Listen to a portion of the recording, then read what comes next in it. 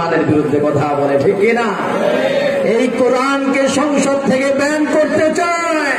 আল্লাহ তাআলা বলে, শোনো, যদি পৃথিবীর জমিনে সকল ব্যক্তিরা এক হয়ে আমার কোরআনকে ব্যান করতে চাও, আমি আল্লাহ তাআলা বলে দিলাম তোমরা ব্যান হয়ে যাবে, আমার কোরআন ব্যান হবে না, ঠিক কিনা? এই কোরআনকে ব্যান করা যাবে। এই কোরআনের পক্ষে কথা বলতে হবে। পারবেন ইনশাআল্লাহ? পারবেন ইনশাআল্লাহ?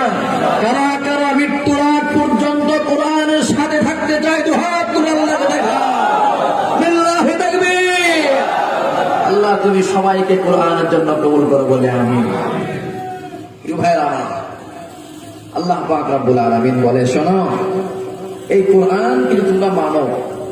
যার মধ্যে কোরআন থাকবে তার মধ্যে আদব থাকবে, যার মধ্যে কোরআন থাকবে তার মধ্যে আদর্শ থাকবে, যার মধ্যে কোরআন থাকবে ওই ব্যক্তির মাধ্যমে জিন্দেগিতে পৃথিবীর জমিনে ধর্ষণ হবে না।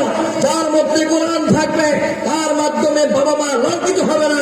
যার মধ্যে কোরআন থাকবে তার দ্বারা সমাজের মধ্যে কোনো অপকর্ম সৃষ্টি হবে না, ঠিক না? যার মধ্যেই কোরআন নাই তার মাধ্যমেই কোনো না কোনো একটা অপকর্ম ঘটে যায়, ঠিক না? যার মধ্যে কোরআন আছে, সুন্নাহ আছে, ওই ব্যক্তির মধ্যে আল্লাহর ভয় আছে, ঠিক না? যার মধ্যে আল্লাহর ভয় থাকে ওই ব্যক্তি কোরআনের বিরুদ্ধে কথা বলতে পারে। দেখেন কোথায় যাবেন। মুসলমানদের ঈমানকে ধ্বংস করার জন্য যুগ যুগ থেকে একদল মানুষ আসতেছে, বিভিন্ন ভাবে কলা কৌশল দিয়ে কিভাবে মুসলমানদেরকে নাস্তিক বানানো যায় এই প্রচেষ্টা তারা চালাচ্ছে। বর্তমান সমাজের কয়েকদিন আগের কথা,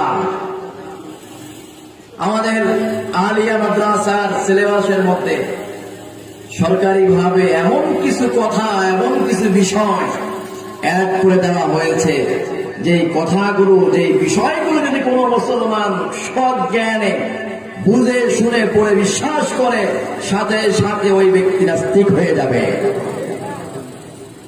এই বইয়ের মধ্যে লেখা হয়েছিল, মুসলমান নয় শুধু মানব জাতি, যারা মানুষ, যার মধ্যে হুশ আছে সে তো মানুষ নাকি? মানুষ এটা আদম থেকে আসে নাই, নাউযুবিল্লাহ বলবেন না?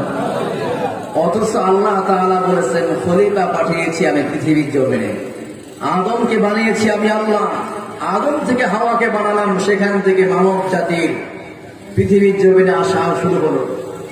আর বর্তমান সমাজের বুদ্ধিজীবী